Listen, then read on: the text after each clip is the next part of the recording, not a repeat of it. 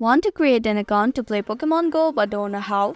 Hi everyone, welcome back to Make Gaming Easy.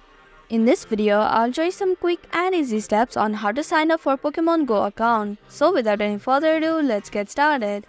First, download Pokemon Go from Play Store or App Store.